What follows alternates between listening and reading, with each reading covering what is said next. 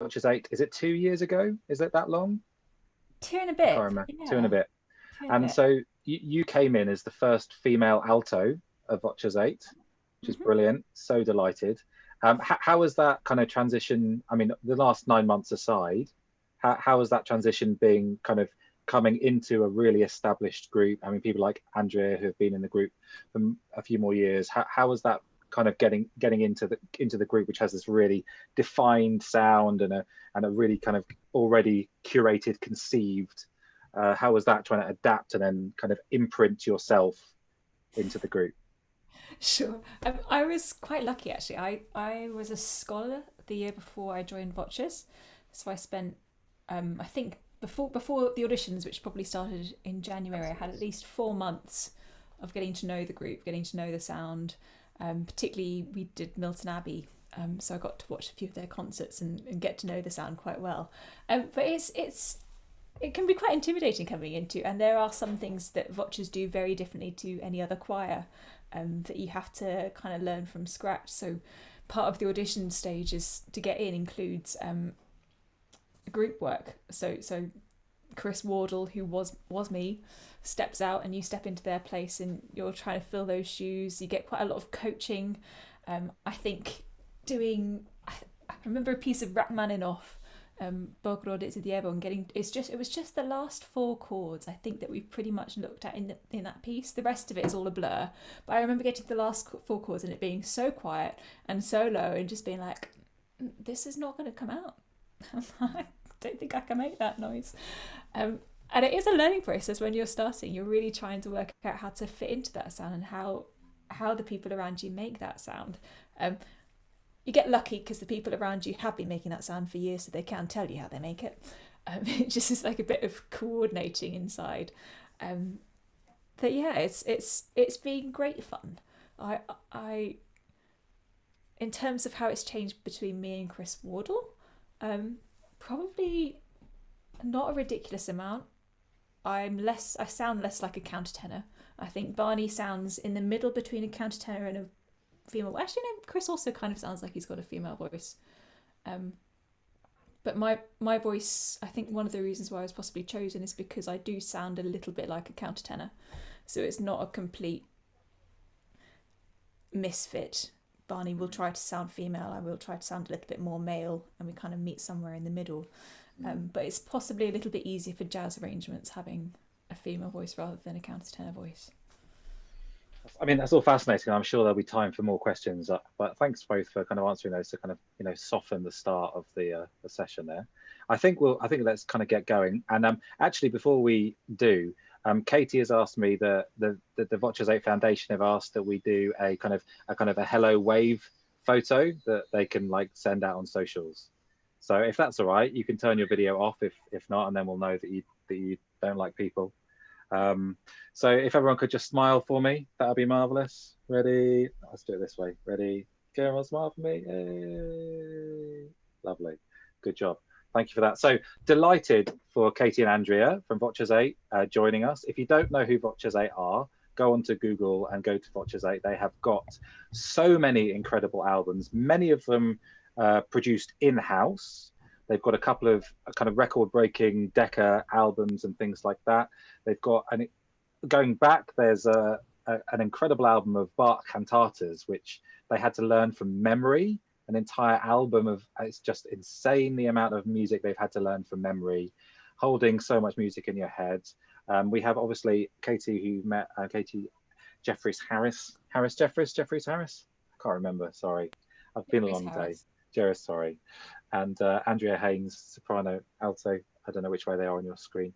And as well as the performing aspect, they also both are really engaged and invested in the education work that the Voces8 Foundation do.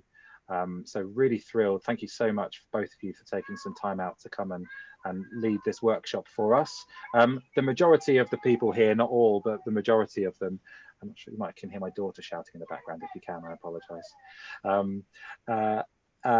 Are from the high frequency choir. So just kind of wave if you're in the high frequency choir. A few, brilliant. So they've got loads of questions, I'm sure, about blend and dealing with the upper registers and all of those kinds of things. Katie was saying to me kind of earlier when we popped out for our little chat that they're really interested in adapting this session to kind of your needs and things like that. So please, ask questions and stuff. But I'm just going to hand over to you both. Thank you very much. And have a great session. So Katie and Andrea, over to you. Thank you very much, Neil. It's an absolute pleasure to be here. Thank you for all coming along. As Neil said, we'd love this to be as much of a sort of a forum as possible. So if you can get thinking about things that you're particularly interested in, asking about, whether that's blend, balance, those kind of things, do feel free to ask us anything. We thought what we would do is start off by having a bit of a warm up, actually trying to make some noise together, even though it's going to be in the confines of our own spaces, and then there'll be an opportunity to maybe take some of those questions after we've all kind of got a little bit more comfortable with each other, I guess, and had a little bit of a chance to loosen up. So I'm going to hand over to Katie to start us off. Sweet. We're going to start with a little bit of warming up. So I'm going to do pretty much the warm up that I would do for myself if I was about to start singing for the day.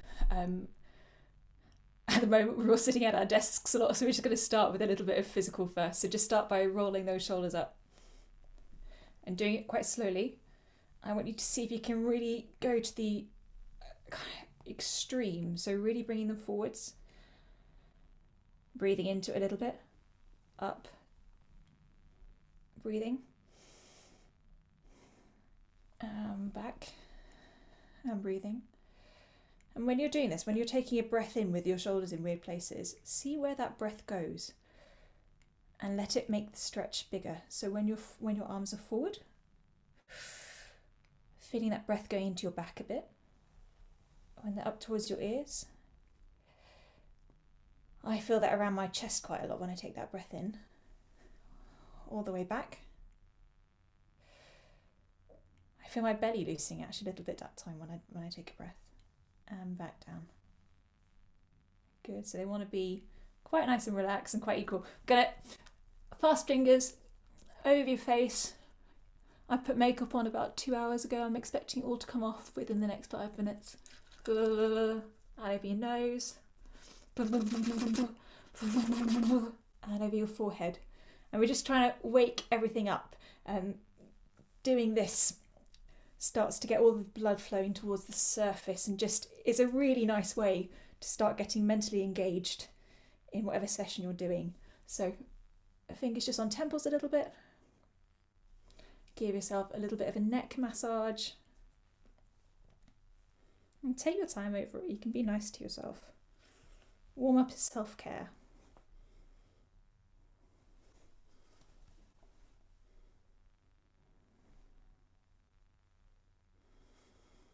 Nice. If you find that you're doing concerts and you're holding folders, which we're not really doing so much at the moment, but also take a little bit of care with the top of your arms.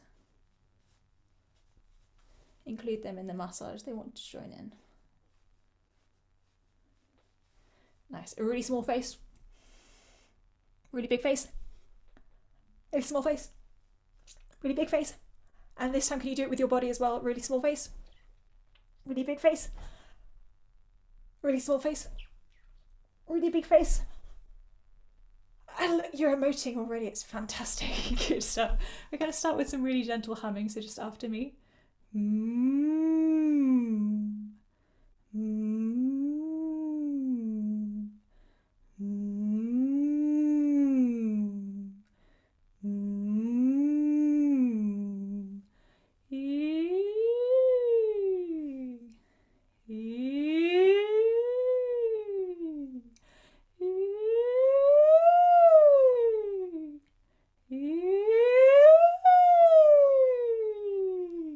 So you want to avoid what I just did there. Did you hear there was a tiny gap in the sound that I made?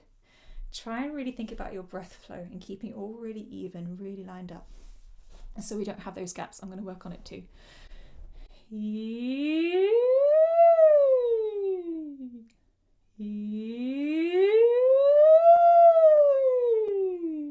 This time going even higher.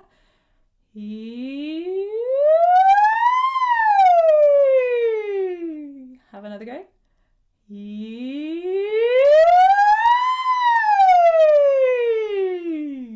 If it helps to put a hand on your tummy just to see what's going on there, do that. Same thing again. Here we go.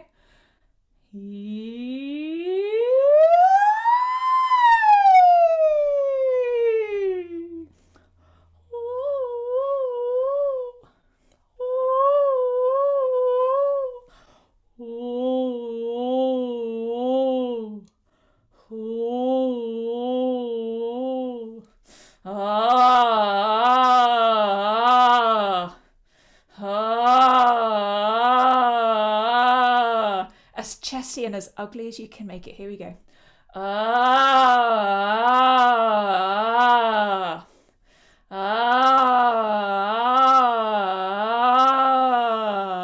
We're going to go through chest, back into head voice.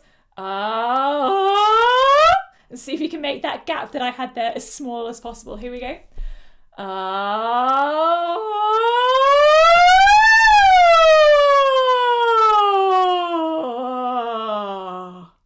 You've now met my massive break in my voice. Some people that gets better, I need to work harder. Here we go, same thing again. See if you can really start as low as you can go and go up as high as you can go. Here we go, and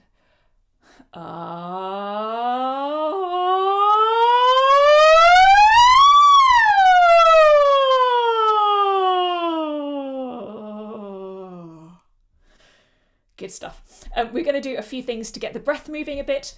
Can you roll your R's? If you're not comfortable rolling your R's, you could try.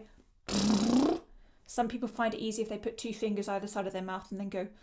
If you can't do any of that, do puffy lips. So they all work really well because what they're all doing is they're giving you some resistance here. So any of those is good. We like them. We're going to go.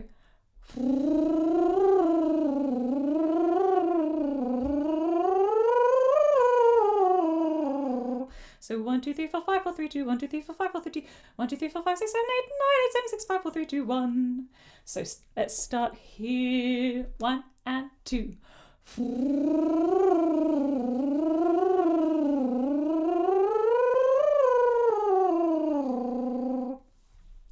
I want you to think about how you're sitting. I want to think about where your breath is coming from. So again, if it helps to put a hand here and trying to keep your body as relaxed as possible and let the breath do the work for you.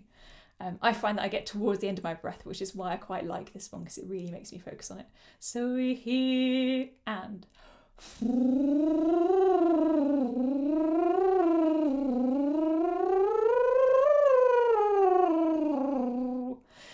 the next one up.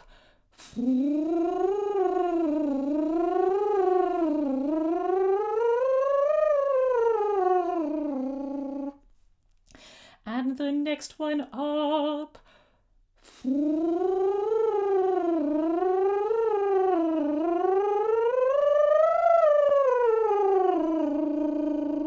One more.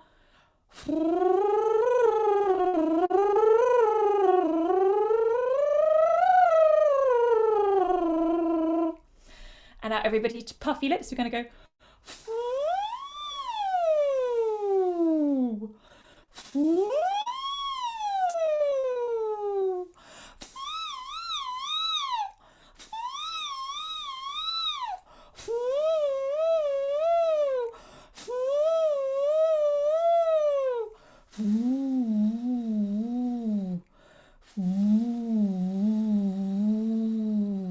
Nice. One final exercise. We're going to go. The words are yodelay. So it's nearly like yodeling, and it's going to be a bit like yodeling. And we're going to start right at the bottom of our voices. Ideally, you start in chest voice. So I'm going to start here for me, and I'm going to try and chest it really loudly. And the exercise goes yodelay. And I actually want a massive crack between the bottom of your voice and the top of your voice. I want that chest to be really loud and I want the top to be really loud and comfortable, and just let your voice flip through. We're starting here, 1 and 2. Yodelay. Becky's laughing. I don't know what happened. I don't know whether that was me or whether something went wrong. Oh, great. I like it. The bigger the crack you have in that, the better. Let's go for one up here and yodelay. And another one, still in chest voice at the bottom. Here we go. Yodelay. One more. Yodelay.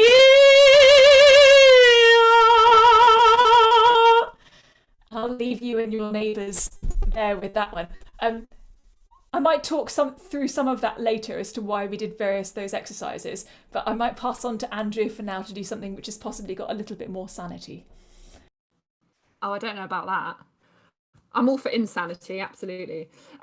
So we're just going to have it kind of put all of this together a little bit and just have a sing through with a track that I'm going to play. So hopefully the idea is that you'll all be able to hear the track and be able to sing your part along, but you'll also be able to hear all of the other parts around you because they've been pre-recorded. So it should give you just a little sense of how the whole thing would sound if we were doing it all together in the room. I know we've got a few different voice parts, not just soprano, alto voices in here as well. So if you want to choose a different part, there are a soprano, alto, tenor and bass parts in this. It's basically a bit of a free-for-all. If you hear a line you like, you can sing it in whichever octave is good for you, because honestly, nobody else is going to hear it. So the first thing we want to learn is just a really simple rhythm. And I should say before we start this, I've stolen this track from my colleague Blake in Voces8, who very kindly put this together. So thank you, Blake, for letting me borrow this. Right, we're going to learn this little rhythm, and it goes just like this: clickety clack, shh, clickety clack, shh. Okay, so let's try that all together. A 1, 2, 3, clickety clack, shh, clickety clack, shh. Cool. Okay, you can see Katie's putting in some little movements and stuff. If you want to have a little boogie along, make up your own actions, the more the merrier. So the clickety clack and shh is the sound of the mechanisms within a very large clock that we're going to be singing about. It's the Big Ben Tower, the Big Ben chimes, the Westminster chimes that this is based around. So I'm just going to start us off. I'll kind of talk you through as we go, but it features some melodies that I'm sure you will recognize anyway with those famous bell melodies. So let's have a little start. It starts with just a click. Ready with a clickety clack. Clickety clackety shh. Clickety clackety shh. Clickety clackety shh. Clickety clackety shh. And then there's a click. If you want to put that in as well.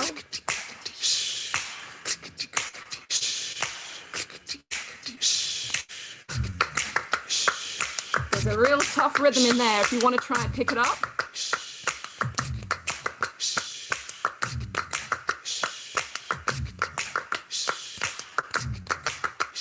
Okay, first part is the alto part. It really is that simple. I don't blame you if you want to choose a different part though. Here comes a bit of bass.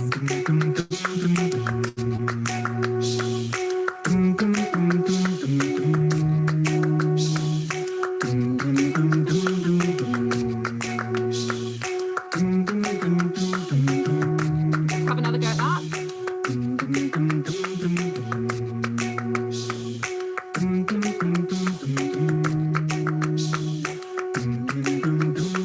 If you're an alto, you can do that one as well. Okay, and now the famous one.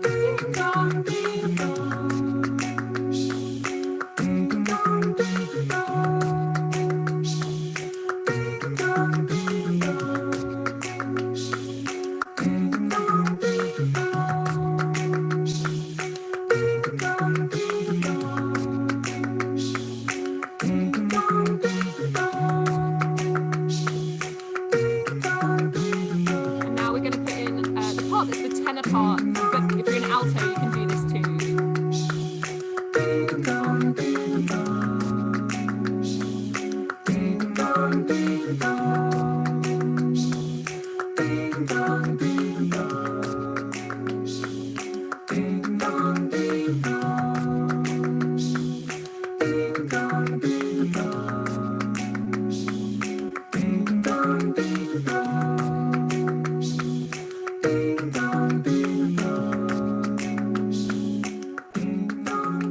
And now there's a little extra soprano melody to add in between the lines.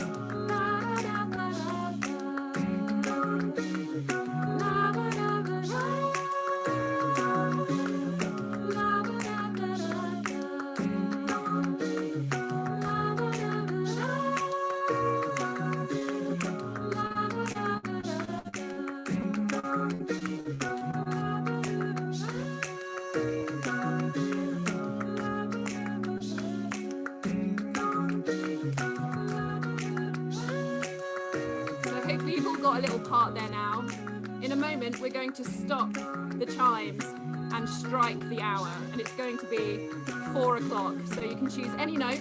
We're just going to sing dong.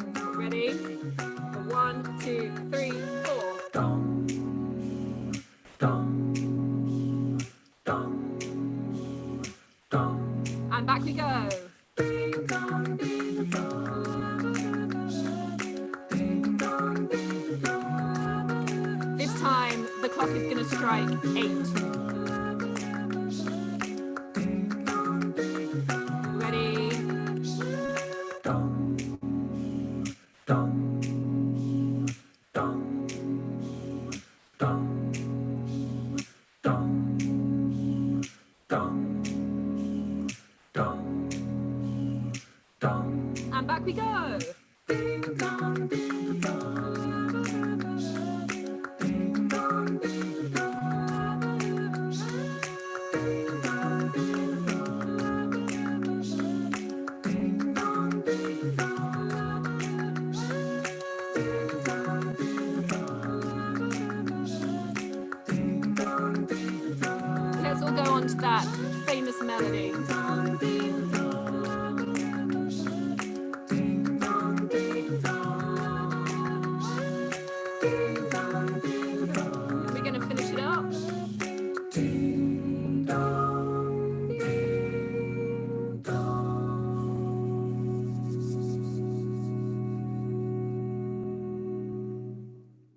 Great! Yay! Give yourselves a round of applause. Oh, it's so nice to do that and not sing the one note the whole way through. All right, you get to choose your part. Yeah. It's so exciting. You I still can haven't blame got Blake for that one. I still haven't got singing any of those parts and doing the clapping rhythm together. Yeah, it's a challenge. It's a real challenge. But actually, Blake's going to be doing a session this week on Saturday, I believe, on Saturday afternoon, doing some stuff about different singing in different styles of music, particularly. So if you're interested in more of his stuff, then go and tune in there. He's got a few more of those kind of things. So big thanks to him for letting me borrow that. It's just nice to hear a bit of music around you while you're singing as well, because I know it can be very strange experience singing isolated in your own rooms. So thanks for joining with that. I hope that was fun. So let's open this up to you guys. Now we've all been totally silly with each other, and find out what particularly sort of interests you as singers, what you're really interested in sort of finding out about and furthering kind of areas of interest, really. If anybody's brave enough to put forth a question. Okay. Brilliant. Okay.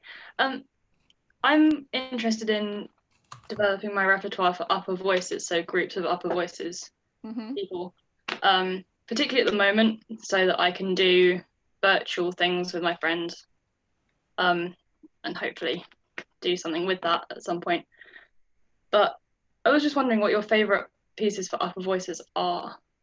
Okay, cool. Okay, good question. I think what the it would be really great to get a few different questions all at the same time, and then we can kind of see where there might be some overlaps of interest in bits and pieces, and then we can kind of come back and maybe think about a few obviously suggestions for that particular question, and maybe some exercises and things for other things. So if you do have any more, let's go ahead.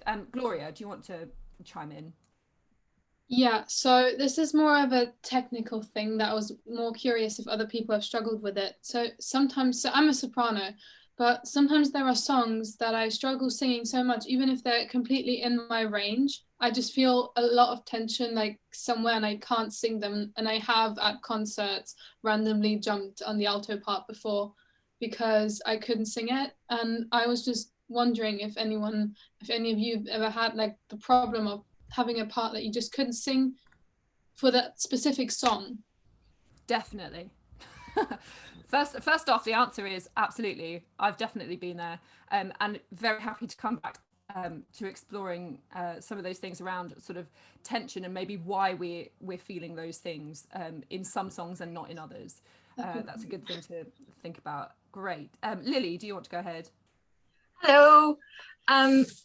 Something I've especially found being working on the high frequency team for the last couple of years, like when you come to teaching higher voices and also keeping yourself healthy, what's one good way of approaching, like sort of especially keeping your range up and also talking to a group of people who's, you know, say, oh yes, I'm a soprano, but then you give them anything high and they go, oh, I'm not that kind of soprano. Like, how is that a way to approach that and make it less scary and also just sort of just keeping that section of your voice healthy and stuff? Good question. Is that with any particular age, Lily? I think, I mean, definitely for sort of like, I mean, I thought I was an alto when I was 15. I'm definitely not. What? But yeah, so I think definitely for sort of like teenagers, and then I've only ever taught people at university sort of age, and a lot of the time you find either everybody sings on alto line because they're scared of the soprano part, or they only want the tune, but then they don't want, like, they can, you can get that note, but there's no way. So I think definitely for sort of teenager to sort of university era, when people start to get self-conscious. So yeah, absolutely. Sure. Great. Well, I've popped that in, so we'll definitely come around to some things about that. Mandy, do you want to go ahead? Hello, sorry, I wasn't sure, so I put my hand up. Oh no, that's great. Perfect. Yeah, for me, I would like to get my technique down with like some notes that I can hit, they sound great, and then other notes just seem to sound like they're just lacking, and they just seem to be a bit sort of thin, and maybe a little bit on the shrill side. And I'd like to have that that sort of less randomness, a little bit more like a tone that sounds really nice across the whole board, basically. Does that make sense? I don't know. It does. We're all striving for that. Absolutely. Always. Yeah. Consistency of tone is a big thing, and something that singers look at for their whole careers. So we can definitely have a little look at some things that might help practice that for sure. Gloria, you've got your hand up. Yeah, so this is a teaching thing. Do you have any advice on how to go around teaching pronunciation when it comes to like vowel shapes? Because so last semester I taught an Austrian folk song which was sung in an Austrian dialect. So even the people that speak a bit of German in high frequency, but that was a very different kind of German because it was a very deep dialect, and I struggled teaching the pronunciation because I couldn't figure out how to teach the right vowel shapes. And we got it done and everyone did great, but you could still... You sound authentically Austrian, Gloria. You didn't sound authentically Austrian. And it would be very cool to know how to teach that and how to like get around that, because I found that very difficult. Okay. Yeah. Definitely. I mean, singing in languages that don't have all the same sort of vowel and consonant sounds as our own can always be a challenge. So we can definitely have a chat about what we do when we come across those kind of situations with our own repertoire. Absolutely. Rhiannon, you've raised your hand as well. Yeah, I was wondering, as I became part of the Higher Voices team at the start of this academic year, and I was wondering how you choose what songs you're going to sing, and how you can cater it for the parts that you don't quite know that you're going to have yet. Yeah, that's a really big challenge, I know, with a lot of student groups, when you're never sure what you're going to get round for the next year, are you? Yeah, we can talk a bit. Yeah, that can tie in nicely with that question about repertoire at the beginning. So yeah, absolutely, we'll have a think about sort of unpredictable voicings and that kind of thing for sure. Does anybody else have anything off the top of their heads right now? Otherwise, we can definitely launch into both answering some of these specific questions, but also just covering a few kind of things that Katie and I have discussed, which I guess we consider sort of good backbone material of being in an ensemble and also being in an upper voice ensemble. So thinking about those things like tone, balance in a slightly more general way as well. So yes, Becky, go ahead. Hi, sorry, one more. Obviously in an ensemble you have to really work together. So what do you do when someone new comes in, for example, when Katie came in recently? What do you do to like integrate them into the ensemble? How do you, I'm trying to think of the right way to phrase this, like how do you play games, or like, yeah, trying to get them part of the team and integrated. Yeah, sure. Yeah. I shall make sure I've jotted these all down. Great, fabulous. Well, Katie, do you want to start off with some of our sort of general backbone bits and pieces? Sure. Yep. Yeah. So we thought we might start by, well, a lot of working out what's best for upper voices and how we work within a choir goes back to our role within that choir. So what actually is the point of the sopranos? Where do they fit in with the sound texture? Then where do altos fit in with sound texture? And also just knowing generally what the job of the basses and tenors are. So we thought we'd start by playing a bit of a clip. So we're going to go back to that Rachmaninoff, the piece that I really enjoyed when I auditioned for them. And I want you to think about what's different. What does a soprano have to think about that possibly a tenor doesn't have to think about? What does an alto have to think about that maybe a soprano doesn't have to think about? And also, who, if you were singing this piece, who in the ensemble would you be listening to, and for what reason? That could be more than one voice type, that could be multiple voice types, but what is it that you're wanting, say, as a soprano from the tenors, and what does the bass actually do? So we might not play all of this, but if we play some of it, have a think. Sure. I'm just going to share my my screen with you, if I can work that out. Here we go. Okay.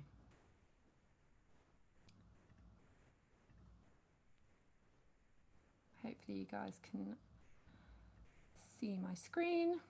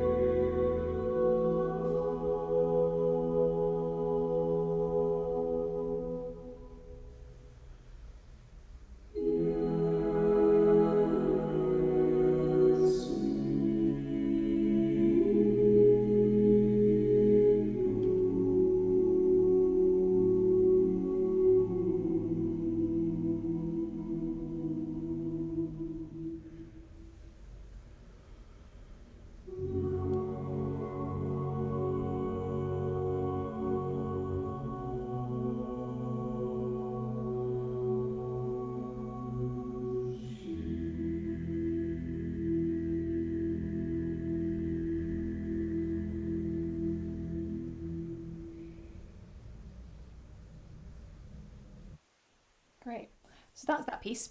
Welcome to Boggerod Idio. I need to, we call it shorthand Bogrol because it's a long name, and I know that that's really derogatory of the piece, but if I call it Bogrol at any point, that is why. I'm really sorry.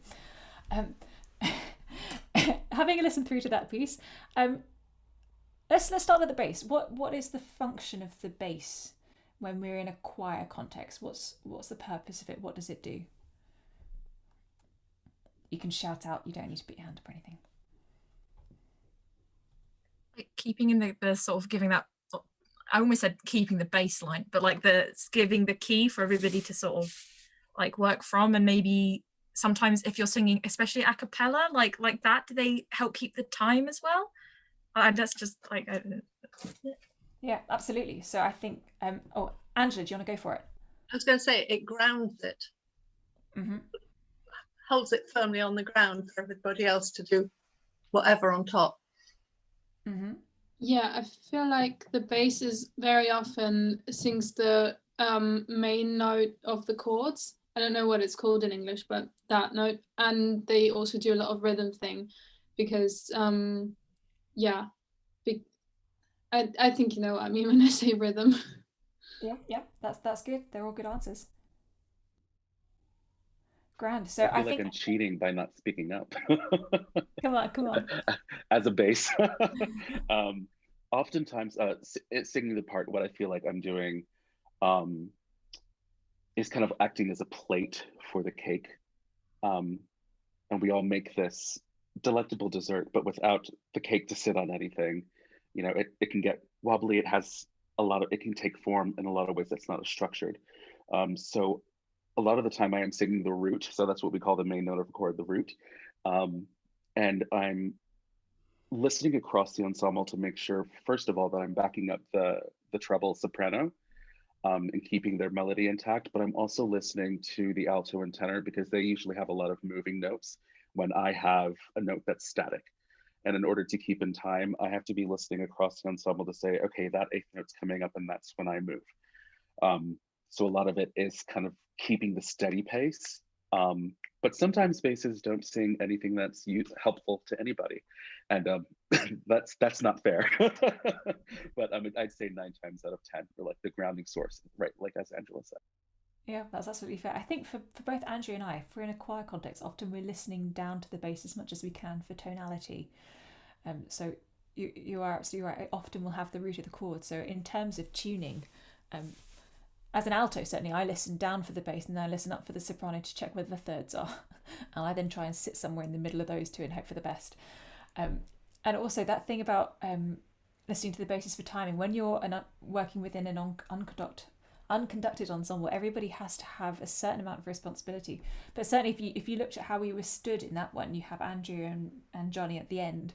So they are ultra important for keeping the timing going because they're the two people that are out on a limb and are having to communicate across the choir to keep everything going at the same time. Good. What about the tenor?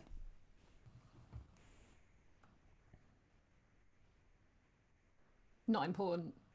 No. I feel like tenor is, after sopranos, tenor is very likely to get the melody or a variation of the melody because it's the higher voice of the lower parts.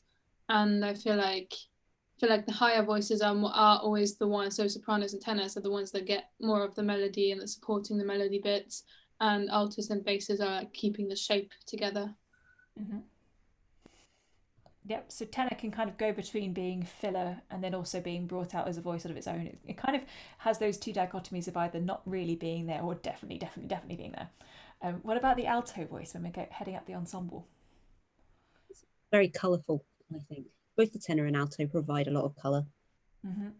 Like altos, sometimes it'll be like you stay on very similar notes and then you'll sort of be the pin to move the sort of key on or something. It's sort of that like in the middle, like you're either sort of just like underneath, sort of giving the soprano something to sort of like the close harmony to ping off of.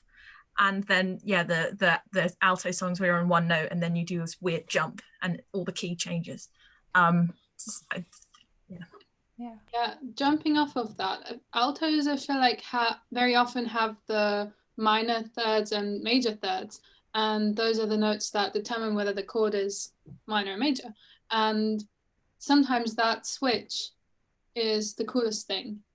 And altos, like Lily said, sometimes they have like 1 or 2 notes, but sometimes they have the funkiest harmonies, and that's really great.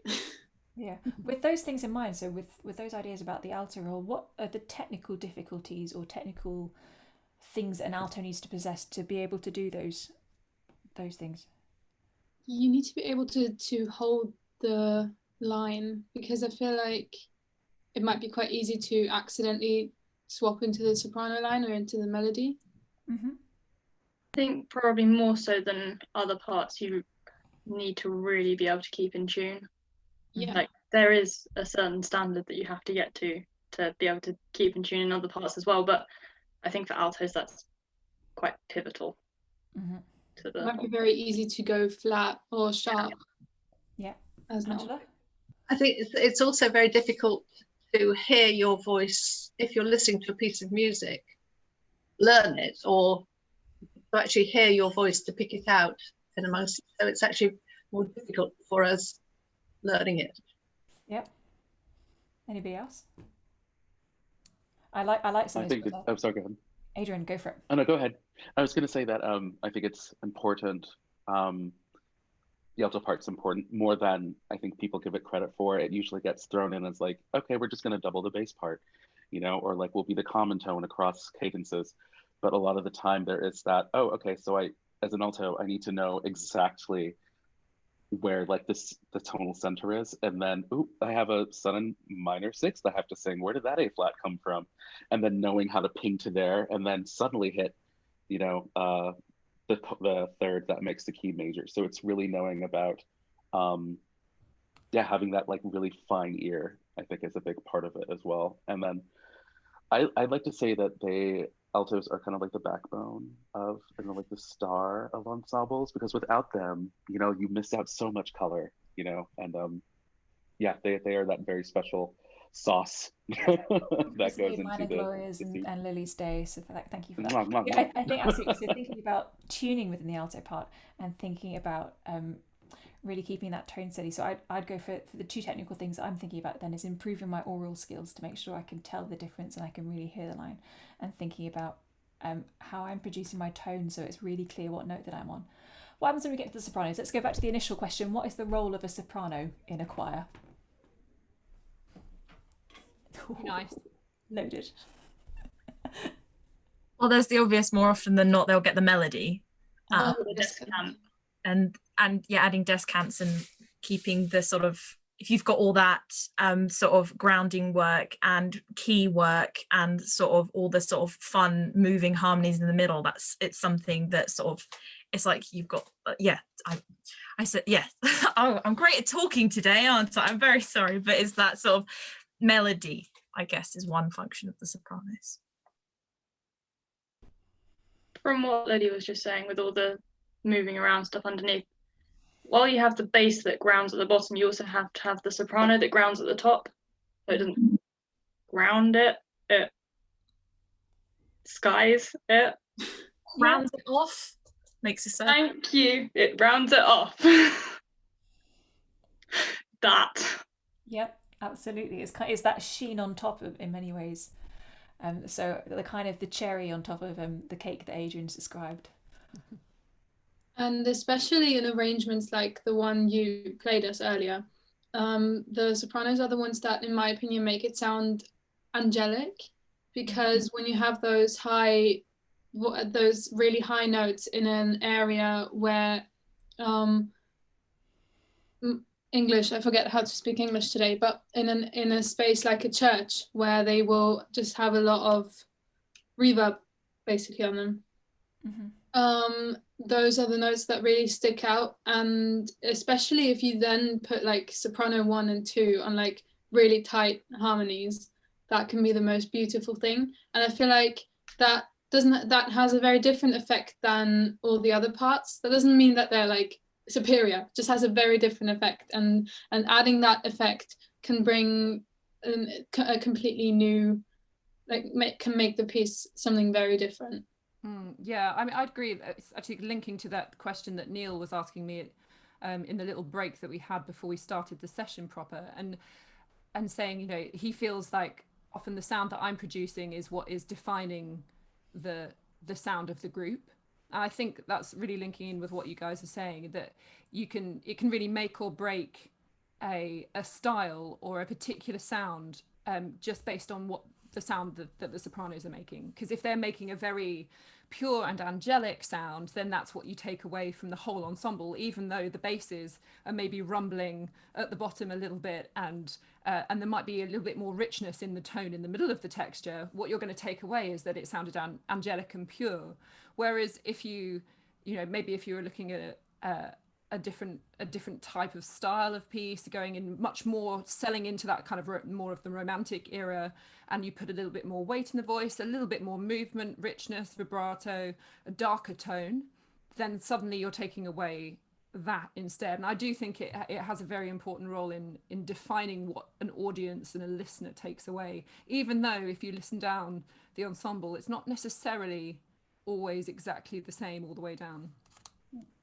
Absolutely. So quite a lot of what the soprano does is define that high sound.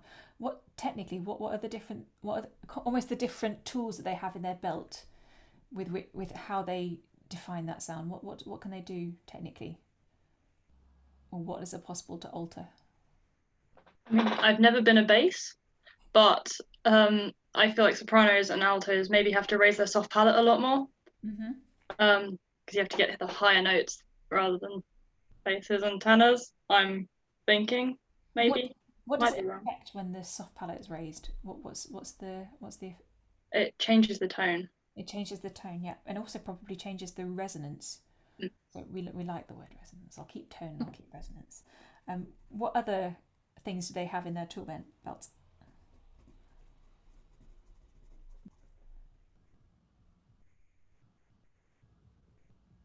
Thinking, I'm a soprano, I should know this, but also what do I do? What do I like? It's the same thing. So making it a bit more real, as if you're going to sing I don't know, I got rhythm in choir, and you've got the soprano line, compared to then singing something like that Rachmaninoff. What's the difference in the voice in the voices that you would choose to use, in how you would control your voice? Adrian, you look like you want to say something. Yeah, so was it placement? Could that be it? Placement, certainly. Yep.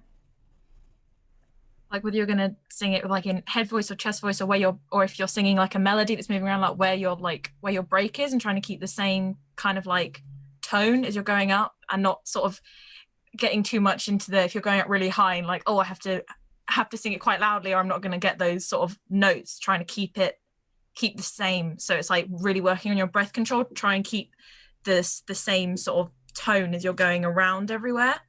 I guess. Yep, absolutely. And jumping off of that, I was going to say breath control, because especially when you have like very high, very long notes, you have to be able to sustain that note, especially if you're alone on the part, or if there's only like two people.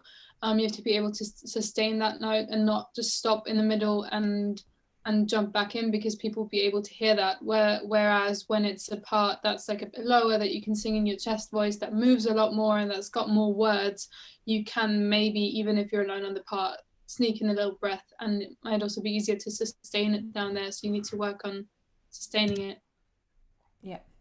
Yeah, definitely. I mean, we were just talking about the basses, you know, to create the plate in which the cake can sit. Johnny, for example, and I know Adrian from working with him before, they're creating a very wide sound, which takes up a lot of breath, and you're having to refill a lot of the time. So Johnny would maybe breathe every 1.5 bars in a piece, and I won't breathe for 8, 9 maybe.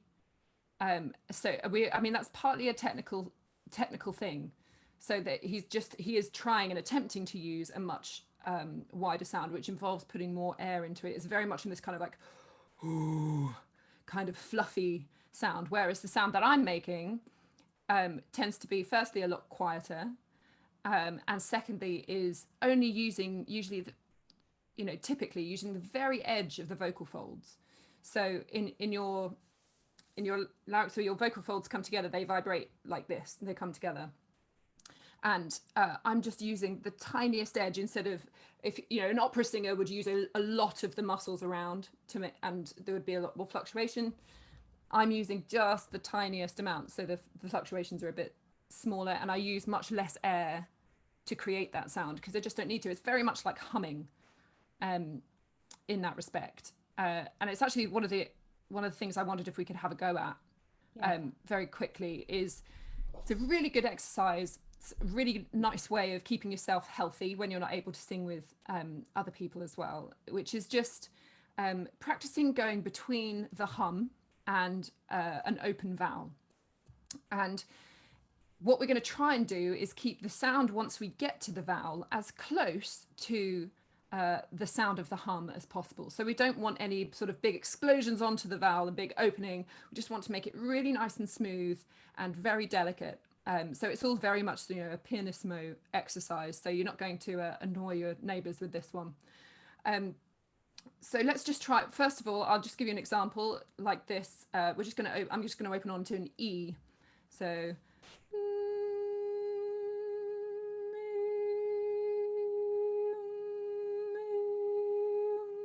So you can just say I'm going back and forth between the two.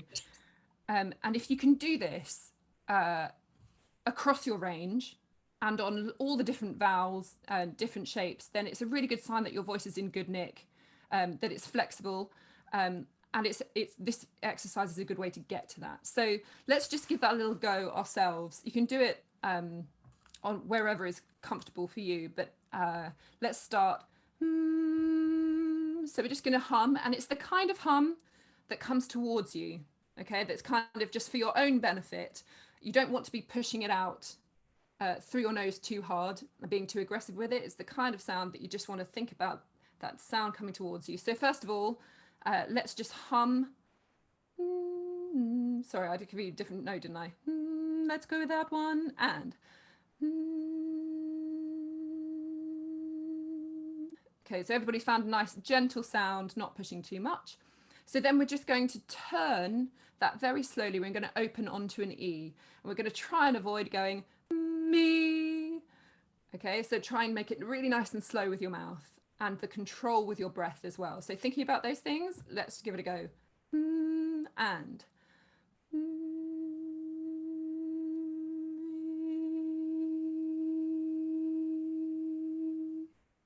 Good. Okay. So it usually takes a little while to get used to this kind of thing. Get your muscles learning how to strengthen around it to get you through the transition from one to another. So play around with it a little bit on different sounds. Let's do another one, and this time we're going to go back to the hum at the end as well. So make sure you've taken a nice big breath at the beginning. And.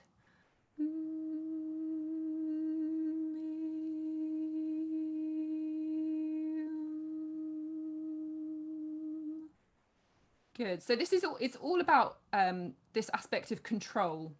I think that really ties in with a lot of the things you were saying about sort of role of soprano, or really anybody when they're in the, you know, the extreme of their range, if they're going up higher, is this element of you, it wants to sound, you want to feel like that person is in control of the sound that they're making, that it's consistent, that they've got enough breath to get through their phrase. It's that I think that big element of how is my audience going to feel when they're singing, when they're listening to me sing. So trying to make it as comfortable and as smooth a sound as possible. So have a little play around with that. It's, again, as I say, it's a really good thing if you can do a few of those every day. It's a great way just to keep your voices ticking over when you're not singing together all the time or doing lessons and things like that. So try and give that a go. As I say, very healthy, good thing to do. Katie. Absolutely. So we've talked about some of the different techniques that we want as soprano. Should we just continue just unpicking them? So we've talked a little bit about control already. Should we talk about breath control? Now, Andrea is, you joke, Lily, about lungs of steel. Andrea in Voces has the lungs of steel, and I envy them hugely. Quite a lot of the warm-up exercises that I was doing at the beginning with you were starting to get you thinking about where your breath comes from. So if you just put a hand on your belly and a hand, like a finger, on your waist there, and just go shh, shh, shh, shh, shh, shh. Do you feel quite a lot of movement there? So I get a nice kick here, and I get almost a kick out here. Have another go. So really as if like very angry librarian. Here we go. Shh, shh, shh, shh, shh, shh. On the kind of basics, those are the muscles that we're thinking about when we're breathing. That obviously happened super quick in that exercise, and they really kick in. Can we do that slower? So this time we're going to do a long shh. Oh no, changed my mind. We're going to go shh, shh, shh. And again, keep your hands here. So one on your waist and one on your belly. And I want you to feel what happens and the differences between the fast one and the slow one. Here we go. 1, 2, 3. Shh, shh, shh.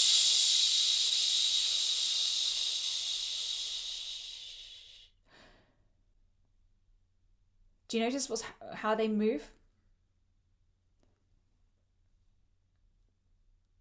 So that long shh you have at the end is quite a gentle movement, and for me it kind of feels like my body's going in and then starting to head up as I'm running out of breath. And we want to make that movement as smooth as possible. So with that shh at the end, it doesn't need to be loud, it just needs to be consistent. Can you try and make a consistent sound with that shh? Here we go, same thing again. 1, 2, 3.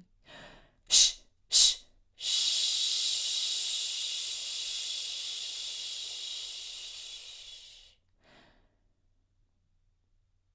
To make that shh consistent, I find I need to use a pretty similar amount of pressure of breath going through, which for me means that belly is moving at quite a consistent rate. It's just very slowly drawing in.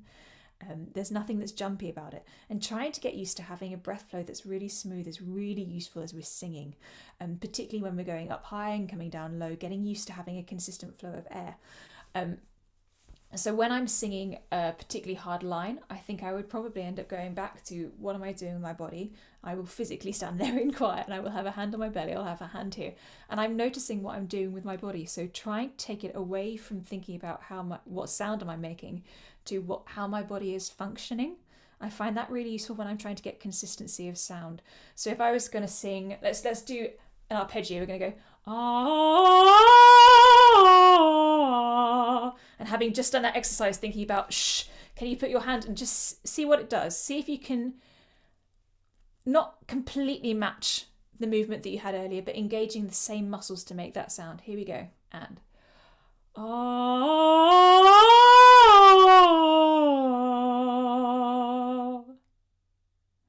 Do you feel it moving just a little bit? I don't find it to be quite as extreme as in the shh exercise. Can you now, I want you to try and give me too much movement down here. I want you to experiment with giving more and giving less. And can you give me a like belly dancer movement? Here we go. And ah.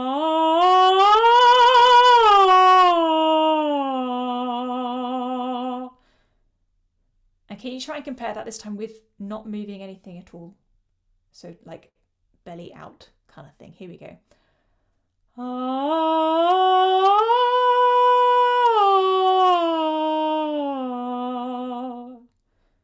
How does that feel to sing? Do you notice a difference when you're singing through those different things? You can shout out, talk to me. Yeah, when I did too much, my vibrato went through the roof, and it really confused me.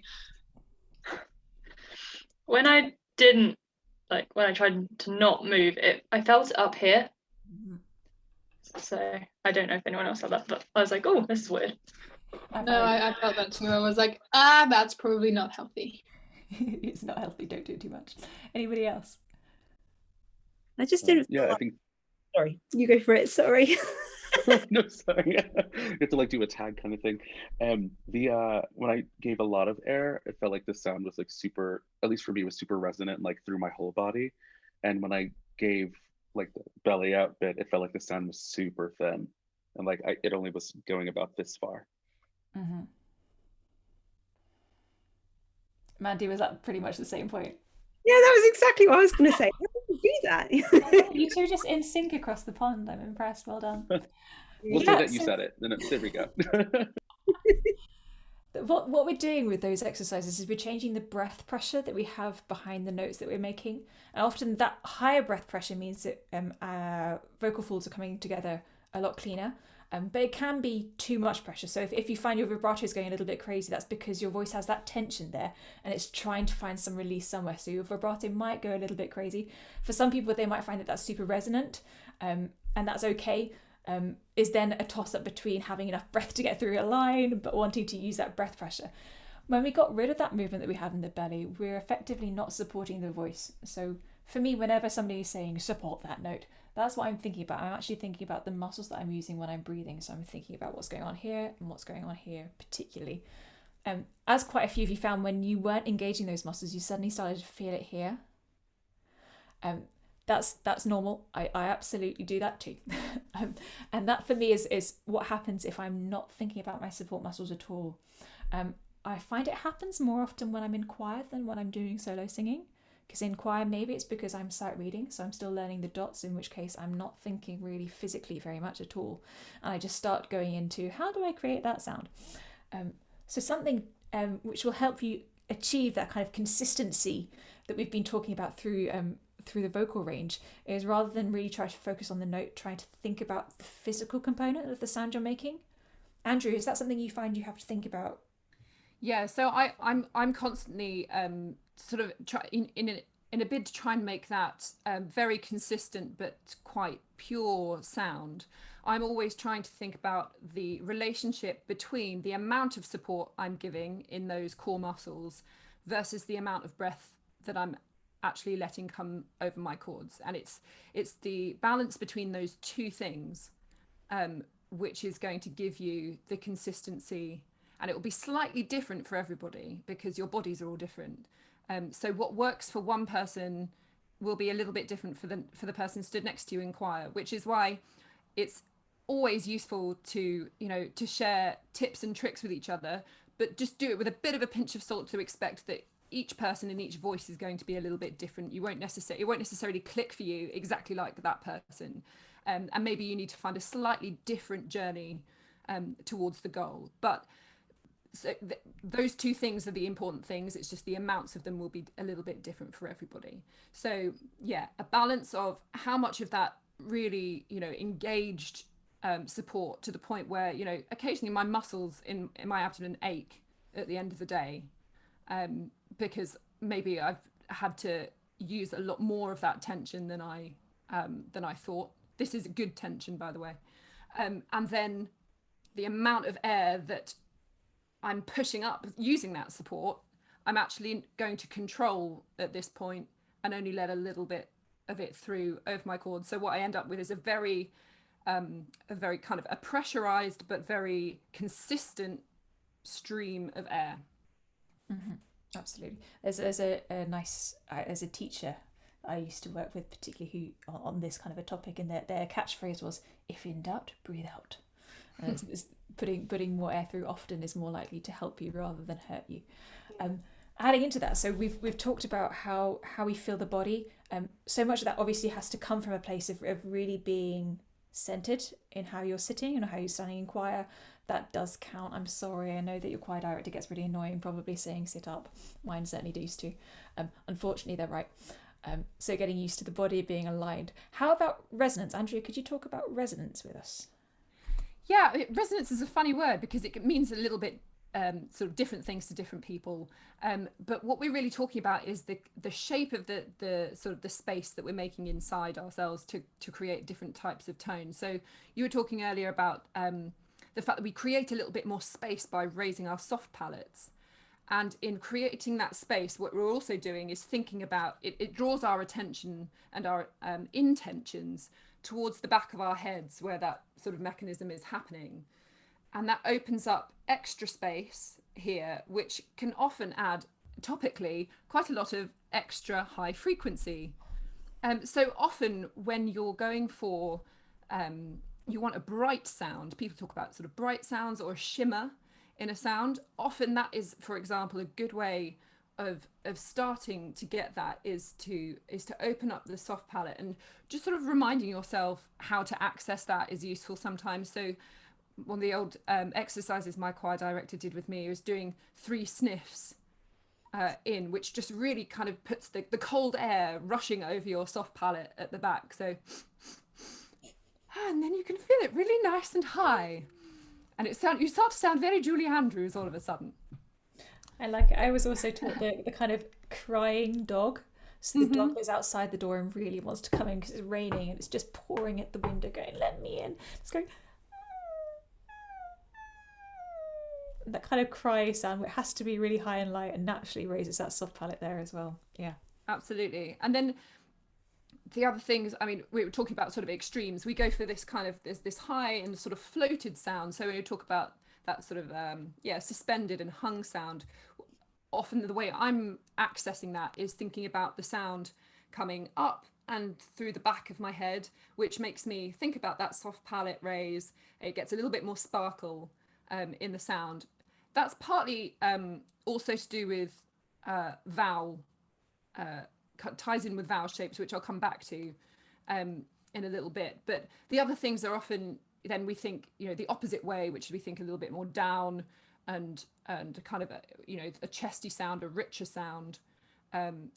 Again, we associate it with being more in our bodies. Of course, all of these sounds need to be rooted in our bodies initially in order to make them. So we don't want to think about, separating the voice that you're making here from your body. That would not be a good thing to do. But in terms of thinking about the brightness and the richness, it helps sometimes to think about these directions and associate those just with the way that we're thinking about it.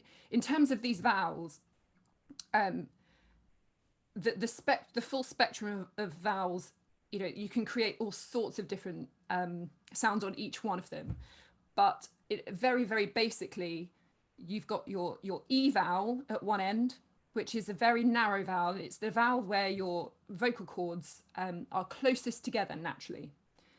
They have the least distance to travel to make that vowel sound. So it's quite an easy sound to make, particularly actually when you're singing low. So altos, if you're having difficulty getting further down into your range or reaching notes, actually introducing a little bit of the idea of that E vowel into the sound is going to make it a little bit easier to access that, because it's going to bring the chords a little bit closer together.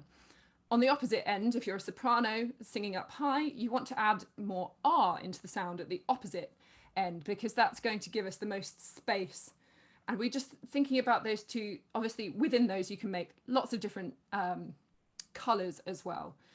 But just thinking about the basic things of just playing around minutely with the way that you produce a vowel is going to change the resonance and tone and color of your sound. So often we have something that we call ping, a ping chord in voces, which is where often the end of a piece that finishes nice and loud, that finishes very on a very big straight cadence usually, and we'll go for something that's called ping, which is using some very forward resonance. So using the E resonance, which is at the front here, kind of thinking E, like the Wicked Witch, E. And we try and put as much of that character into the sound as possible. Now, of course, you have to marry that with whatever the words are that you're singing. Very often in those situations for us, it's either Alleluia or Amen, neither of which are E. So it's about mixing in the idea of it, and you'll have to experiment a little bit with it. I absolutely encourage you to experiment, and whatever you do, it will sound much better when you do it as a choir, as a unit sound, than it will when you do it as an individual. So you'll think it's way too much when you're singing it on your own. You're like, oh, that sounds horrible, I sound really strange. But actually the effect when you put it into context and you put it into the choir often works really, really well. So do have a little bit of an experiment with that. Gloria. Yeah, so I was wondering, because this is something I heard somewhere and I'm not sure if it's true. Is it true that, like, in terms of vowels, when you sing high notes from like a G or like an A5, that you can't really hear the different vowels anymore, so that you can just sing an R and it doesn't really matter? Is that true? That's kind of, I think it's probably tied up with the harmonic series a little bit. As you go up in notes and in frequencies, you have a lot more of them at the upper end than you do at the lower end. So, you know, it's like a shading. You like got a big gap between them when you're lower down, and as you go up, the gap gets smaller and smaller and smaller. So up on the soprano part, we've got a lot more frequencies to play around with than Johnny has on the bass. So in order to prevent those frequencies going mad and accessing lots of those at the same time and actually ending up with a note that isn't sonically as clean, often people will, and this is something I do, I will often dull and neutralize my vowels at the top of my range in order for those to match what is happening. So actually, if you isolated it, often Johnny will be singing something like ah, really nice and bright, and I'll be singing or something that I'm like hardly moving my mouth, and it's kind of almost like a ventriloquist idea. So I don't know whether that's exactly where you've maybe come across that or heard about that idea, but it is something that that I know people on the top part of the ensemble often engage with to try and balance out that frequency issue. It is also obviously a manipulation thing, and the fact that it's just harder to do and make those dreams. I think that was because we were singing, I think it was Lux Eterna. I pronounced that in German Latin, so yeah, but in the end, I think soprano ones sing like on a high B flat, so on a B flat 5 or on a C6, they sing the words Lux Eterna, and my conductor, I think it was in that context, told us that they can literally sing something like Lux Altana because it doesn't make a difference. Yeah, it's certainly true that once we're within the ensemble and so many of those sounds are being carried by people who are much more comfortable part of their range in the ensemble, that becomes the dominant sort of vowel sound. So you can get away with opening those vowels up, like I was saying, using more of the R sound when we're really up high to help us access them in a much more consistent and smooth way. So it is definitely possible to kind of smooth them out and make them slightly manipulated into something that's a little bit easier to sing. And certainly I do that on that exact piece. I pretty much think I sing L'Occitana. So yeah, all of those things are ways of balancing out those issues. And I look along very jealously because I just know, absolutely. We've given you quite a technical look through of how resonance works, thinking about soft palates. Am I right in thinking that quite a lot of you lead choirs for younger people? We actually, so I mean, the people in this chat, I think most of us lead university choirs. So I'm one of the leaders of high frequency, and this entire choir is a university choir. Yeah. Because you'll often have, it's quite useful to think about ways that you can teach resonance without necessarily having to go into lift the soft palate. So having exercises like the warm-ups we were doing at the beginning, so with oh, ah, is a really useful way to clock into those. We've also used quite a lot of different characters. So you talked about the Wicked Witch of the West, Andrea. And honestly, sometimes in warm-ups, just having games of going through it. We often do one which is based on My Bonnie Lies Over the Ocean. What characters do you use? We usually sing through My Bonnie Lies Over the Ocean, which generally is a song that everybody knows, but you can use anything, and even a piece that you're learning. And everybody just sings the melody, but in different characters. So we usually have the opera diva first up. We have the Wicked Witch of the West. We often have a Romeo Juliet thing going on. Somebody who's desperately in love. Sometimes we have my puppy's just been run over, but it depends on the crowd. Then we also sometimes have stealing the crown jewels from the Queen and tiptoeing away with the crown jewels. So can we be kids? Can we have a go? Yeah, do you want to have a go? All right. Oh, this means that you've got to deal with me singing at you alone. Joy for you. Okay. So does everybody know My Bonnie Lies Over the Ocean? in the basics, just my body lies over the ocean, my body lies over the sea, my body lies over the ocean, so bring back my Bonnie to me. Okay, so we're just going to use that little snippet. So first up, let's try, my neighbours are going to love me, let's try the opera diva. So I'd like you sat up in your best diva pose, please. You're in your dressing room. Everything is painted a very particular shade of white with only lilies and only blue M&Ms. Let's go there. Ready, and my body lies over the ocean. My body lies over the sea. My body lies over the ocean. So bring back my Bonnie to me. Bravi, everybody. Very good. Okay, let's try now. Let's turn a nasty shade of green and start wringing our hands in front of us like we have wicked thoughts. And we're going to sing like the Wicked Witch of the West. Ready, and my Bonnie lies over the ocean. My Bonnie lies over the sea. My Bonnie lies over the ocean. So bring back my Bonnie to me. That's my favorite one, obviously. Okay, let's do let's go for stealing the Queen's crown jewels. Okay, so you've just snuck in to Buckingham Palace. It was a breeze, and you found your way to the Privy Chambers. You have opened the door, and you can see that the Queen is sound asleep in her bed.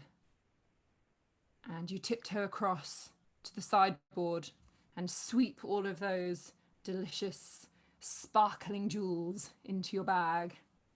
This, you know, a typical swag bag which has swag written on the side. Yeah. And you're wearing stripy shirt. And now you're just tiptoeing back across the other side of the room when she stirs in her bed. And this is the thing that you think is the best thing to sing her as a little lullaby. Just to make sure that she goes back to sleep, but not enough to wake her up. Ready? And my Bonnie lies over the ocean. My Bonnie lies over the sea. My Bonnie lies over the ocean.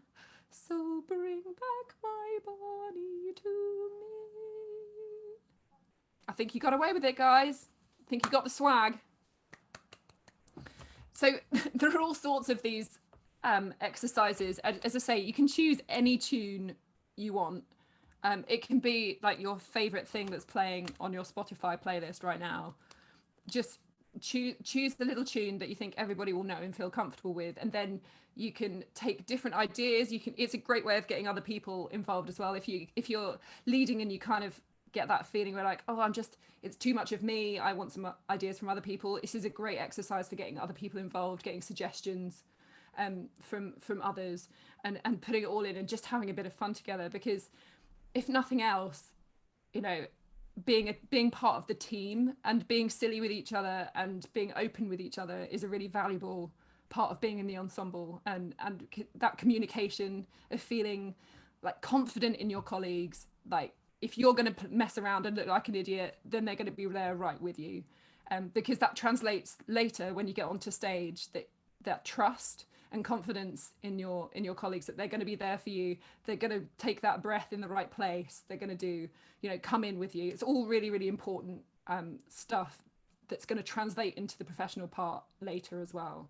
Absolutely. And technically you're covering so many different things. You're covering dynamics, you're covering placement of the voice, you're covering resonance, you're covering vowel sounds, and it's having something like that as a silly warm-up, or even as an exercise that you're doing if you're working with younger choirs, and being able to then go into pieces and say, can we have a little bit more Richard the West on this chord, please? Or like, you guys have turned totally into like stealing the crown jewels. And having it as like a marker in people's head of where they are, so they can go, oh, that's what I'm doing, okay. And then knowing how to change it by going into a different character slightly. For some people that's useful. Some people love the whole technical thing. Some people will work better with imagery. We had a nice question come up from Lily on what would you say are the main differences to approaching choirs of different ages.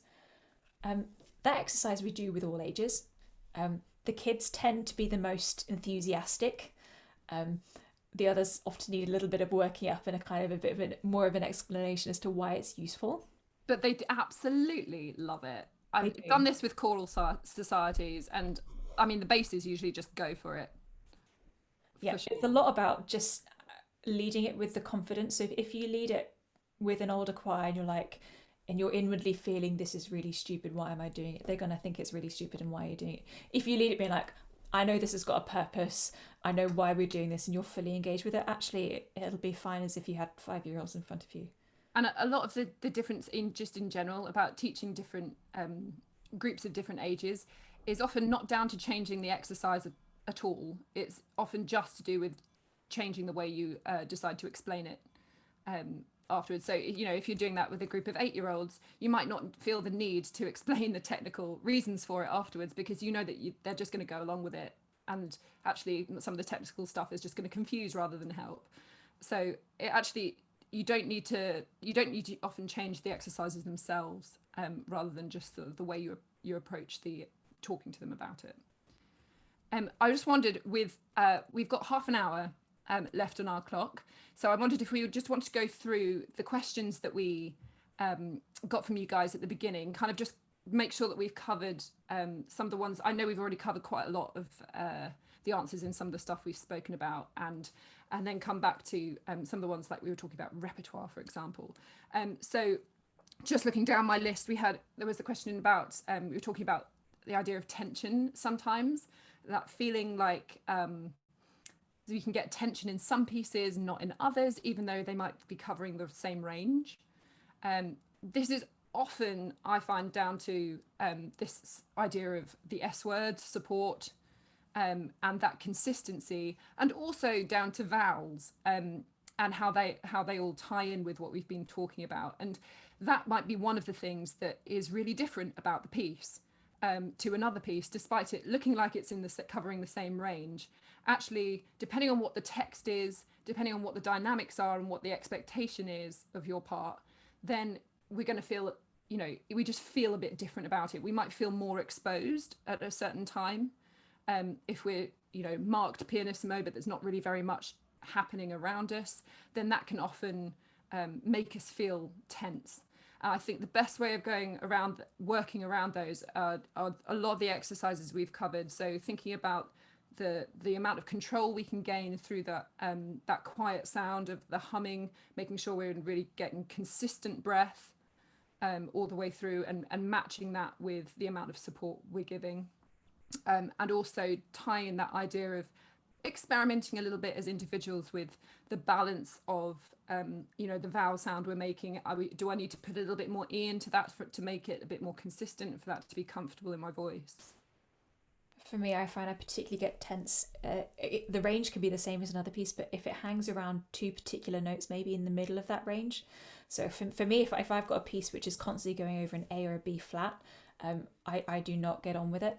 And it's to do with where my breaks sit in my voice. If I'm constantly just kind of on the edge of a break and not kind of decided whether I'm really in head voice or in mixed chest head, that's for me when I get really, really tired. And that goes back to thinking about breath control and support, as Andrea was saying, and also thinking really about letting my voice feel a bit weird, because as your voice goes over a break, what's happening is your voice box is tilting, which is a movement that's going on inside you, and it is something that often we go, oh no, I'm trying to control the sound, so I don't want it to move, so why are you moving? Don't do that. And then we add tension onto it. So really trying to keep things here relaxed and not focus so much on the sound that you're making, and focusing on the feeling again of what you're doing. That might just be me, but I find breaks fun. I'm sure you're not alone, Katie. The straight after that we had I think Lily was asking about sort of the vocal health side of trying to make high notes seem less scary, and maybe thinking about that in terms of your role as a leader as well, and how to communicate, how to find singing less scary. I mean, a lot of these things again is down to choosing the right exercises. I think we can all get very much tied up with, we must work on repertoire because we don't have very long together any time that we do get together. You know, maybe we're lucky enough to get maybe an hour a week with our groups, maybe less. So we're often very repertoire focused, but often the things that are going to help us the most to grow as an ensemble are the ensemble exercises that we can do together. So doing like these things that we've done here today, but also even just the simple things that Katie was using to warm up, the sirening, the using arpeggios, and then maybe building some chords out of that, so that you start to make harmony within your group, and start to think about sort of, you can let yourself think a bit more naturally and a bit more sort of technically in that space, so that when you do come to repertoire, it's something that feels a bit more natural. Again, there are things that you can draw on from those exercises, where you can say, do you remember how it felt when we were doing that exercise earlier and we were tuning that chord, and we all felt how that worked? Trying to recycle those good feelings that we get from doing ensemble exercises together, I think is a really healthy thing to do. And it does sometimes seem a bit dull, but it always comes in handy when we're looking at repertoire later on. You were speaking about sort of different ages within this as well. I would, of all of these things that we have spoken about, very technical things, do not expect too much of yourself too soon. You're young, you're still your voices are still changing, and they're going to continue to change for a long time after you've left university as well. So I would say, we want to get as good a sort of technical standing as we possibly can, but it's just going to take a little bit of time for those things to settle into our voices and to feel natural. When I joined Voces8 at 21, just out of university, it took me another 6 years maybe to feel really comfortable making that high floated quiet sound, and to figure it out in my own body, because it's some of these things you can't, as we've spoken about, you can't just tell people how to do it and expect it to happen. So just be aware that all of these things do take time, and your muscles are not fully developed yet. For women generally, that doesn't happen until you reach your 30s. So you've got a long way to go with that kind of stuff. So don't beat yourselves up too much if things aren't happening, really, really quickly. I'm sure, you're all going to support each other through all these different things. And of course, it's even more difficult at the moment, I appreciate. So don't beat yourselves up. Yeah. Lily, was I right in thinking that you were also thinking about, it's 15-year-olds trying to get the higher notes, that you're coming across some resistance? It was just sort of thinking back to when I was in that, because I was in a sort of choir called Cantate from about the age of about 8, where you get sort of kicked out at 18 because they're all go to university.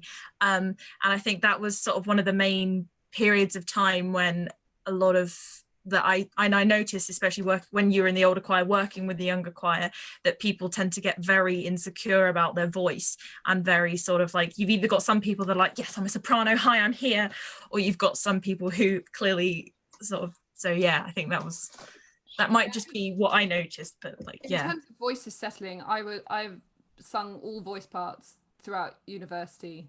I got told that I was an alto and a mezzo.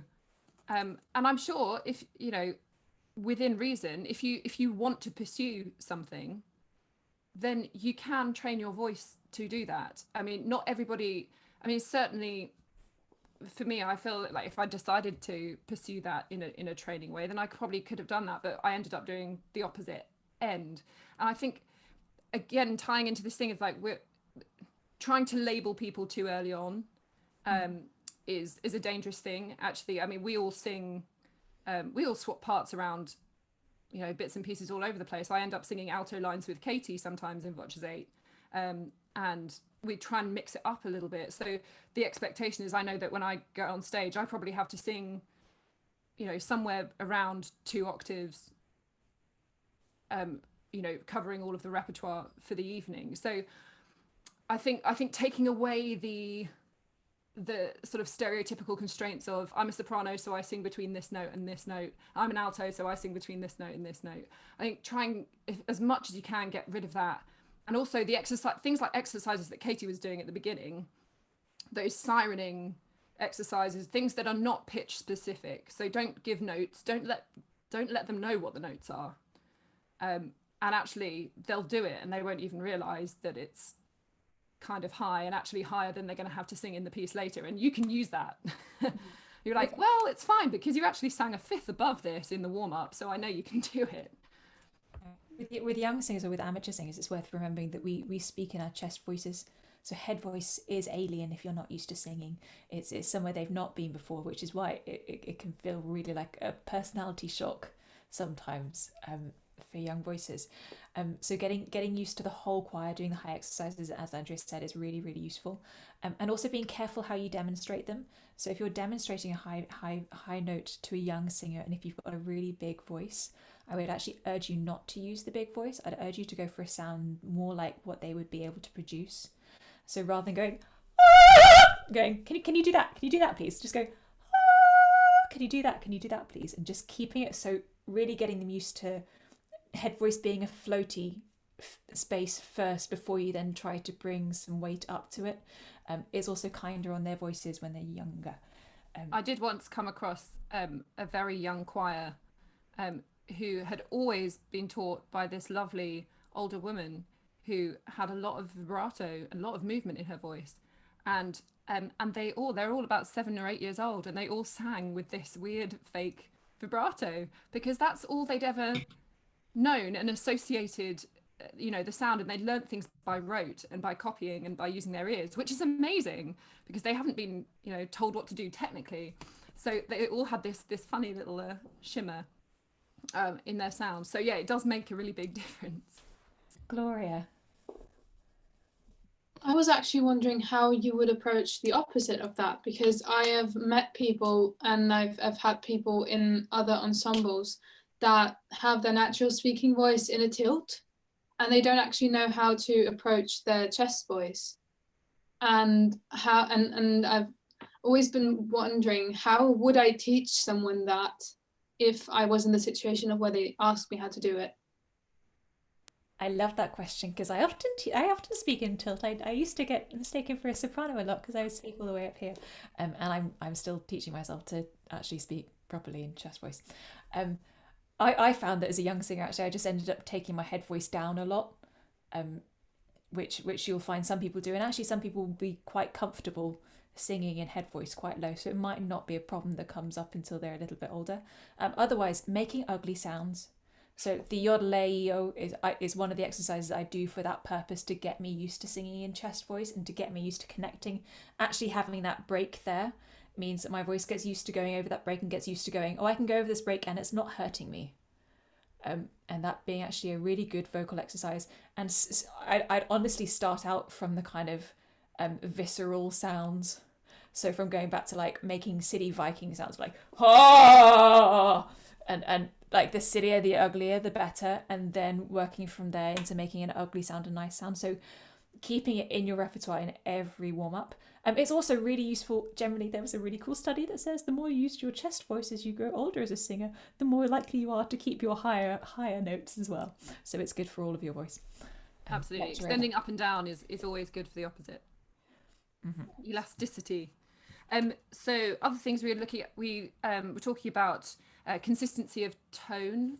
So I think we've covered quite a lot of that in terms of those exercises that we're looking at. Again, breathing, the balance between how much breath we're letting out and the support of our core muscles around our diaphragm are the things that are key for that.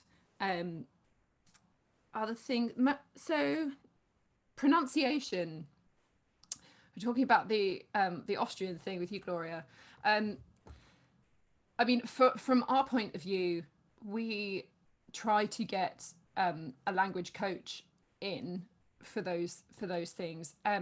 I would suggest, again, cutting it down to exercises. So if there are particular vowels or consonants that are proving difficult because they're not native to who you're singing with, trying to create exercises out of them so it's a repeating thing, and moving into them and out of them, I think find useful. Is like, what's wrong, where does it start to feel right, and being able to identify as an individual when it comes into the hitting zone. And out again is really useful. So trying to come up with even if it's just singing on one note and moving, for example, if you're trying to do umlauts or things like that, trying to move it into the umlaut and back out to a pure vowel again. So that kind of thing is useful to give people an individual idea of when they're getting it right and where to approach it from. Absolutely. And on getting it in and out, the way that I like to think about it is that vowels have two main components. One of those is what you're doing with your mouth here, and the other one is what you're doing with your tongue. So if you make an E, keep your tongue in an E position and just move your mouth a little bit, so forwards and next. So going E,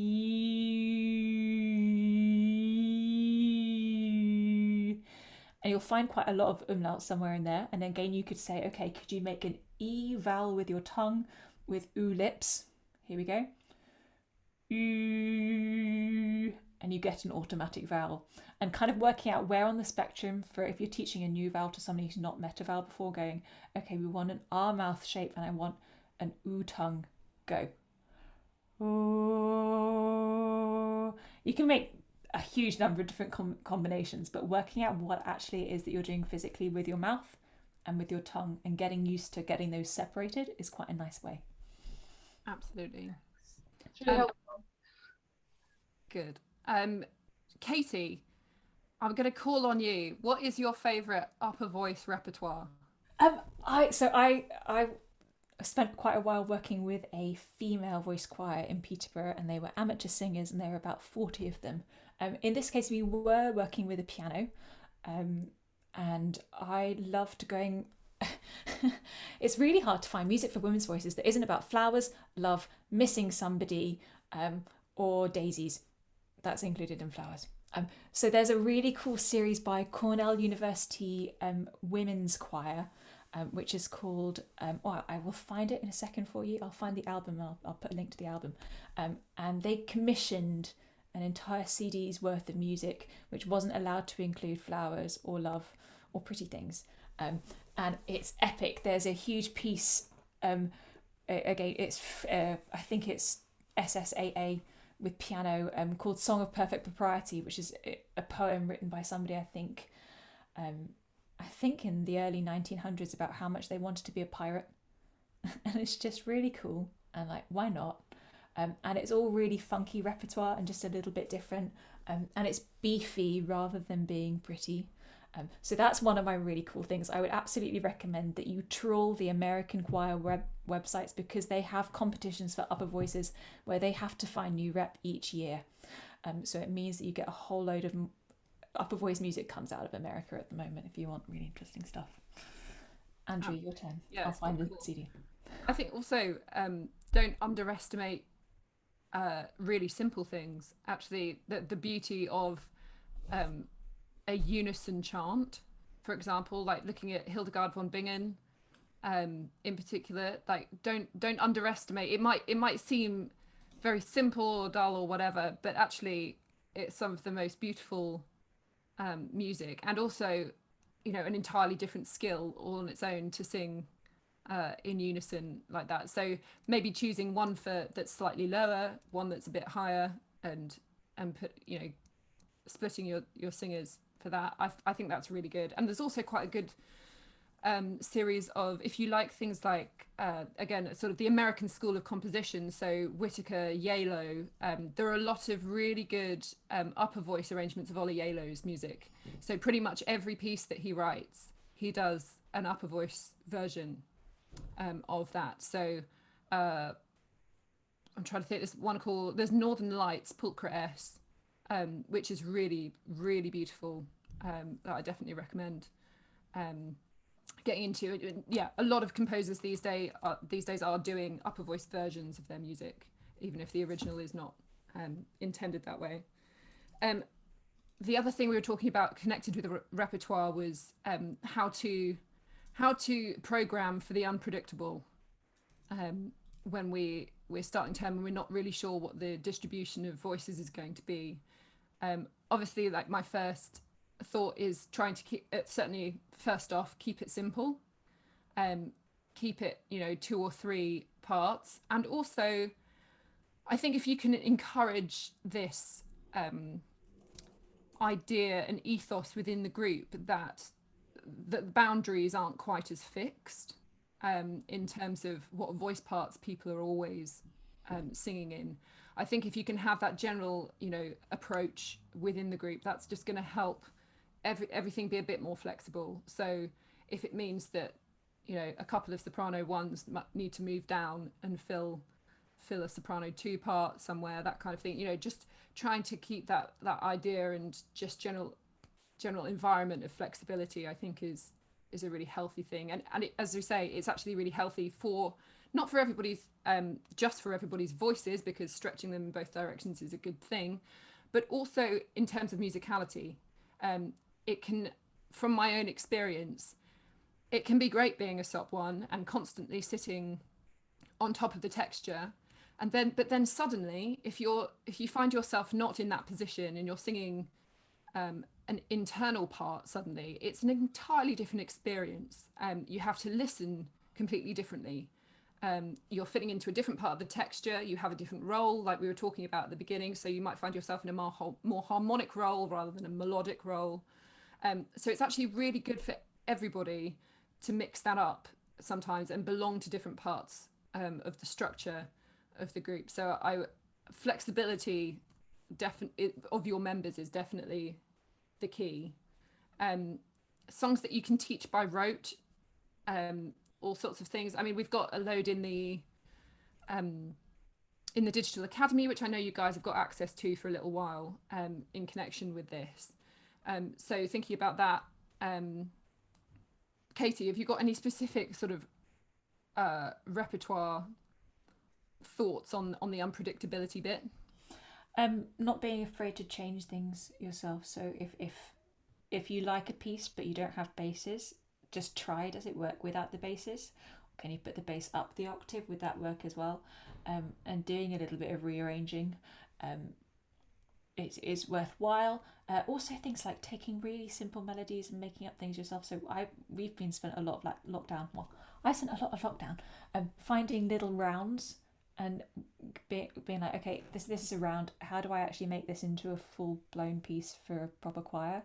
So whether that's then adding in drones underneath it, adding in soundscapes, creating little snippets of that melody that then go on repeat and become an idea of itself.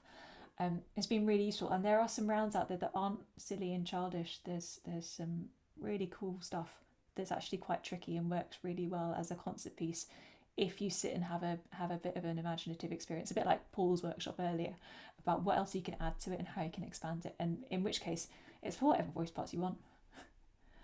A lot of the things that as a group, Voces8 has succeeded because they've innovated. They've found, oh well, this doesn't exist. I really want to do this, but it doesn't exist.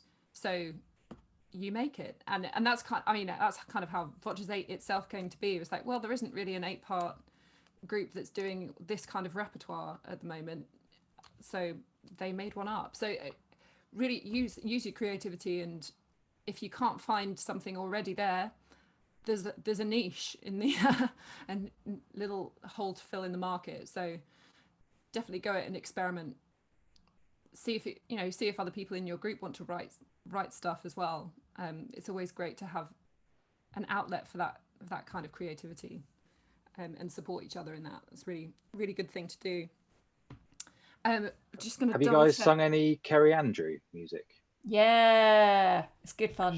She writes some really great upper voices stuff. I've actually got a couple of years ago, I got a couple of her pieces and never got around to everyone doing it. So yeah, she's done some brilliant stuff with her group Juice, which is 3 female voices, but she writes some brilliant stuff for female voices. Yeah, a lot of it. I really love listening to like people like the Wailing Jennies, if you guys know them, and the Staves.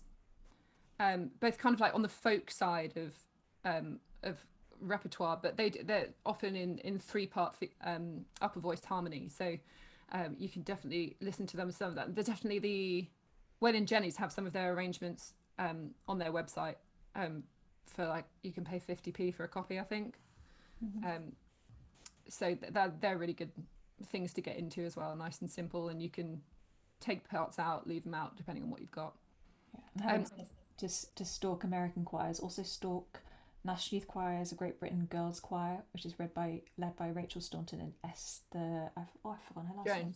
Jones, who find really cool rep for their young singers, which actually I get really jealous of as well. And they've done some collabs with Kerry Andrew, which is what made me think of it.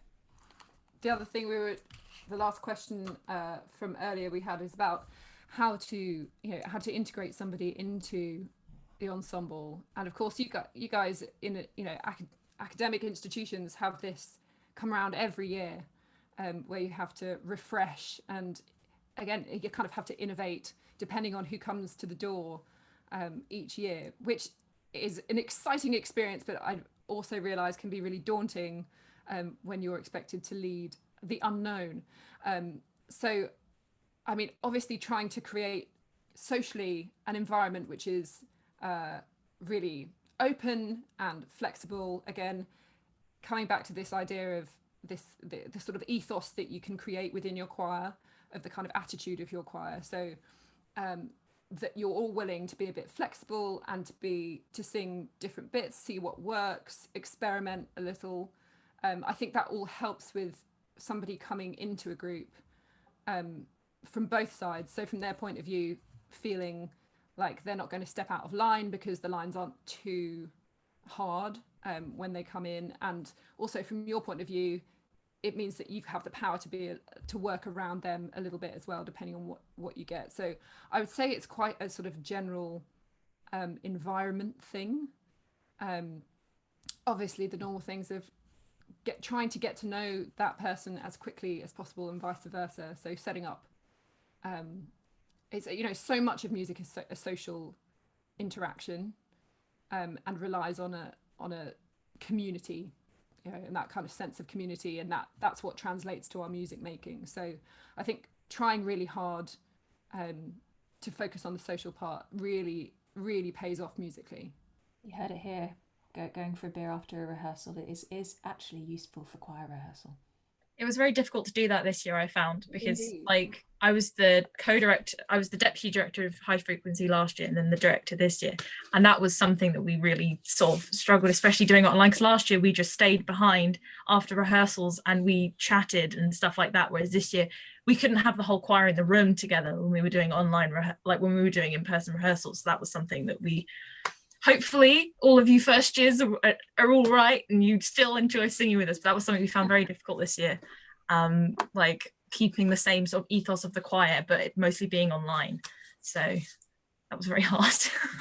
It is just a very, very hard situation. I think actually sharing those kind of things with your group is also really important from your point of view, so that everybody understands where you're at, where the group's at, and you can all kind of help each other. I think trying to be as open as possible is really healthy. Yeah, and I know it's silly and it's a choir thing, but sometimes having somebody whose role within a choir is to think about the social life of the choir doesn't always work, but sometimes when we're resorting to Zoom, it does have to be something that is actively thought about and can be used. Katie's good at that for us. I force people to have fun. Go for it, Gloria. Yeah, jumping off of what Lily said, as someone who's new on the leadership team this year, I was expecting, last year High Frequency had around 10 members, and going into the new year I thought, okay, we're probably going to have 10 members, maybe even less, because of COVID and people might not want to join. We have 17 members. about 15 of which show up regularly, which is great. It's fantastic, but it is kind of overwhelming as someone who's new to leading ensembles, as someone, and then under these circumstances, and then also because we have so many new people, it doesn't have the same feel as last year. And especially, as Lily said, not being able to properly socialize in person after rehearsal, just staying behind and having fun and eating cake together. It did make it. I sat in our pajamas and ate cake after rehearsals. What are you saying? But yeah, it made it more difficult to maintain this kind of family structure. Under the circumstances, I feel like we've done quite a good job, though. Not gonna lie. Yeah, as a first year, I'd like to tell you did a great job.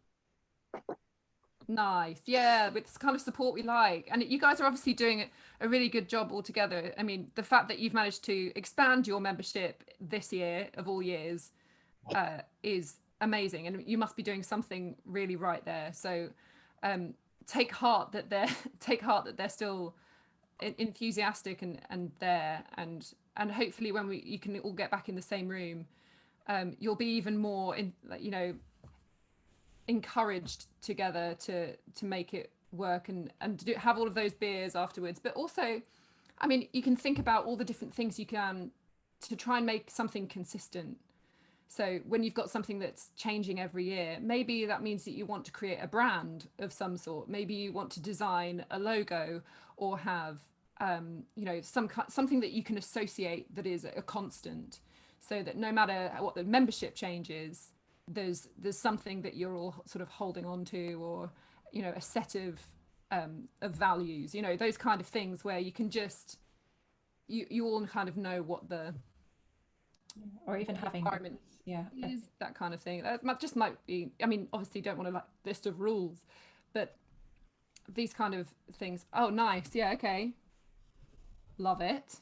But maybe there's so many things you can do once you've got that kind of branding, sort of things that you can attach to it, social media things that you could pop out. So yeah, lots of things that you can definitely create a community around.